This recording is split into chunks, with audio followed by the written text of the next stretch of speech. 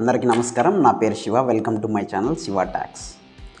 So గత 4 రోజులుగా మనం సోషల్ మీడియాలో కావచ్చు, కొన్ని టీవీ ఛానల్స్లో కావచ్చు చూస్తూనే ఉన్నాం. Deputy CM, Andhra Pradesh deputy CM చుట్టూ రాజకీయాలు అల్లుకుంటున్నాయి.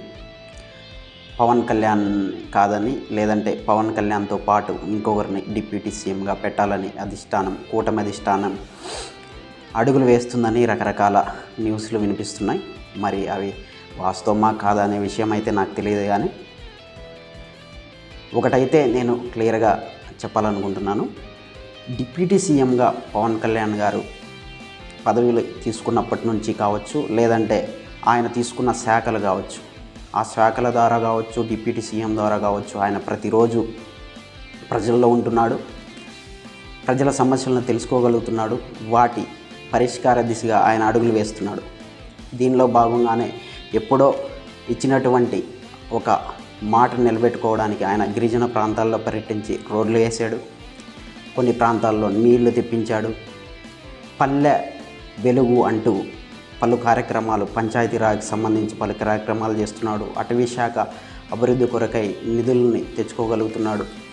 కర్ణాటక స్టేట్ నుండి కుంకి ఏనుగులను తెప్పించుకోగలుగుతున్నాడు. ఎక్కడో తిరుపతిలో ఒక తొక్కిసలాట జరిగితే తనకు సంబంధం లేని శాఖ అయినప్పటికీ కూటమిలో భాగంగా ఆయన వెళ్ళి అక్కడ తొక్కిసలాటకి గురైనటువంటి కుటుంబ సభ్యులను పరామర్శించి సో దానికి బాధ్యతను వహిస్తూ ఒక ప్రజానాయకుడు సారీ చెప్తున్నాడు. సో ఇలాంటి పరిణామాలన్నీ చూసిన తర్వాత డిప్యూటీ సీఎం అనే పదవి ఆయనకు అలంకారం కాదు, ఆ పదవికే పవన్ కళ్యాణ్ గారు ఒక అలంకారం.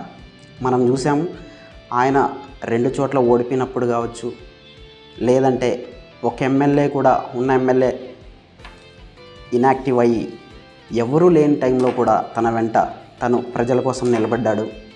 సో అలాంటిది ఇవాళ 21 సీట్లు గెలుచుకోగలిగాడు, ఎన్డీఏతో భాగస్వామ్యం కాగలిగాడు.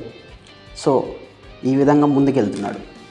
అప్పుడే ఆయన ఆగని మనిషి, ప్రజల సమస్యల కొరకు క్షేత్రంలో ఆగని మనిషిని ఇప్పుడు ఎవరైనా ఆపగలరా? అది అసాధ్యం.